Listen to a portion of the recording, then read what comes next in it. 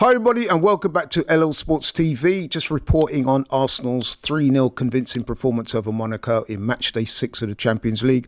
I've got with me Marcelo from Wenger's House channel. Yes, is that sir. right? And you watched the game with us tonight. Marcelo, if you don't know already, Wenger's House podcast. He's also from Boston originally, now residing in the UK. So I thought I'd just give you that introduction. Yeah, thank you, man. Tell us, what was your thoughts on Arsenal's performance today? I think it was, at the end of the day, a solid performance. You know, on another day, we would have had 5 goals comfortably, and the second half would have been very chill. We ended up being way more stressed than we had to be, so that was kind of annoying, and it just proves, again, that we haven't even been able to create chances from open play, so we looked a little rusty in front of goal.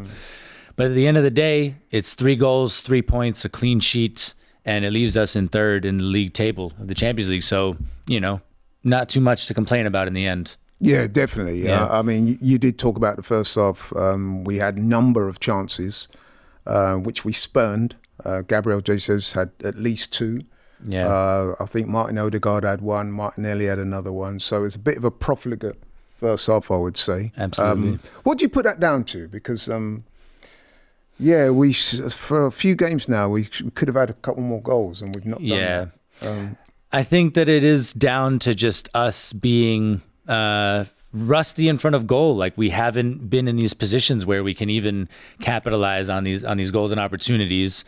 Specifically in the case of Jesus, though, of course, I think that's just an ongoing story about him that we've known for a long time now, is that he's just not a confident finisher, and it was just more of the same tonight. Odegaard as well, he doesn't ever find himself in those positions, right, where he's one-on-one against the keeper. So in the context of the chances themselves, you know, not too surprising, I guess. But still, at the end of the day, it's really frustrating because, you know, on another day, Monaco, when they were on it in the start of the second half, they might have taken more advantage of it and we would have paid for those missed chances. So it's a lesson, hopefully, for us to learn and just be sharper and hit finishing drills in training, man. You know what I mean? Gotta make it work. Yeah, absolutely. I mean, like we said, 1-0 up in the first half, but it could have been 4-5. Yeah. So it was disappointing to go in, if that makes sense, with only a goal to the good. Did improve in that area in the second half. We turned out winners 3-0. Just want to ask on your positives. Miles Lewis Skelly, I know you were a big advocate for him to start. He got his start and he did well. He did brilliantly well.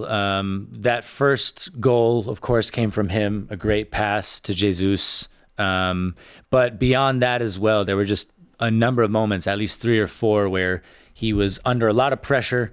He had very little space to maneuver in, and somehow he still ends up with the ball and you know, retaining possession. So, you know, he's just such a great player all around. You can see that he is a midfielder by trade because of how comfortable he is on the ball. But to have someone like him coming through our academy and to make his full debut in the Champions League the way he did is it just tells you everything about him, you know? Yeah. So really excited about his future. Yeah, absolutely. And of course, Saka, our go-to guy, a couple of goals tonight. He's the man. He had another outstanding performance in my view. Yeah. Would you say he was man of the match? Yeah, you got to give it to him. You know, on a night, especially where we weren't finishing our chances, he was the guy that made sure he did do his job, and he got himself a brace. In general, you're always going to get, you know, tireless energy from him and making the right decisions. So yeah, at the end of the day, you got to give it to him for being the difference maker on the night. And it's one of them games, really, that although he won 3-0, and I don't think the scoreline flatters Arsenal, there were some disappointing performances. I think it's only too fair to say that, really, because you look at the likes of, we said Odegaard. I mean, I don't want to say too much about that because Odegaard has been outstanding since he's come back after injury. You could argue that he wasn't at his best in the Fulham game either, but overall, he's been very good. But there are a couple of other guys in the team that tonight we were looking at for some improved performances. I'm not sure if we got them, namely Martinelli and Trossard. Yeah. How do you feel they did today? Yeah, I think Martinelli was, he had a frustrating night himself, and it was a night where he could have used a big performance. Early on, he had a couple of nice moments linking up with Marino, which led to what could have been chances. Then there was that one cross from Partey. Wasn't an easy chance, but you were hoping maybe he gets it on target at least. And it's not that he was necessarily lucky not to be sent off. In the Premier League, we might have seen a second yellow for him. But I must say, I thought he was a bit fortunate. He was a little bit fortunate. Yeah, he was. Yeah. But yeah, you can say that was also a reflection of him being frustrated with his own performance. There were a couple of moments where he maybe took a few touches too many, lost possession. So yeah, I'm really hoping that he's able to find form. And he's scored a few goals for us as of late, to be fair to him. But again, this is one of those nights where you're looking to him to be that difference maker. And then when Trossard came on himself, nothing too special either. There was that one moment where he had a 2-on-1. Odegaard was free in the middle. Again, I think Trossard held onto the ball a little bit too long. He takes one or two less touches. I think he can find Odegaard.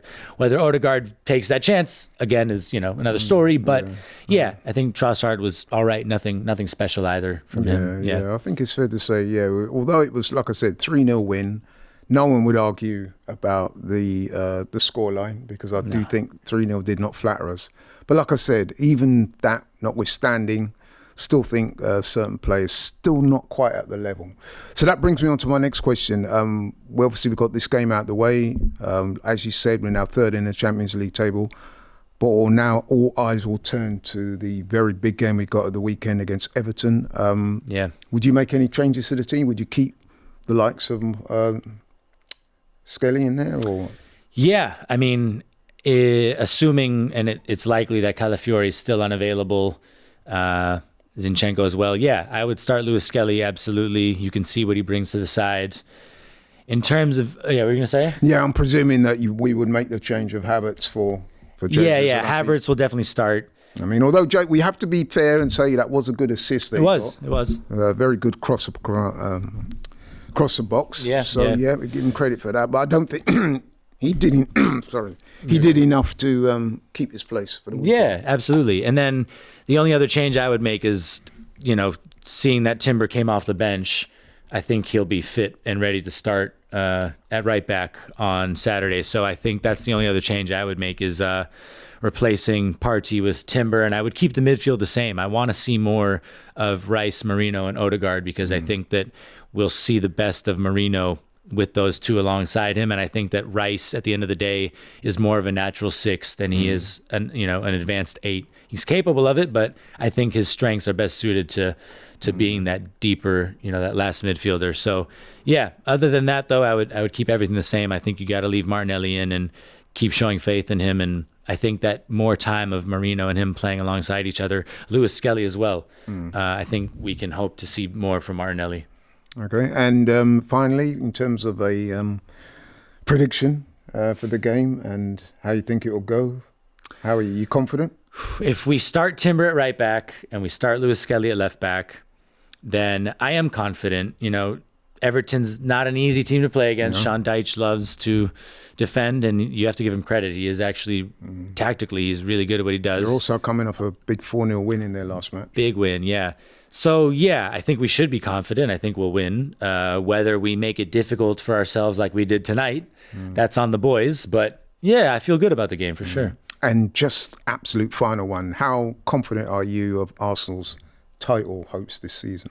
Not confident at all. Definitely not confident. At this point, it's very much Liverpool's to lose. But again, I think if we're within 4 to 6 points come May, we go to Anfield in May. So as long as we're within reach by then, anything is possible. But of course, every time we drop points, it becomes exponentially more difficult to be within that gap or within that range come May. So no, I don't feel good about our chances, but I'm not going to write us off yet. It's a long season. Okay, Marcelo, well said. Thank you very much. And thank you guys for watching today. If you're new here, please like, share and subscribe. Plenty more videos from this channel. Take care. I'm out. See you very soon. Bye. Peace.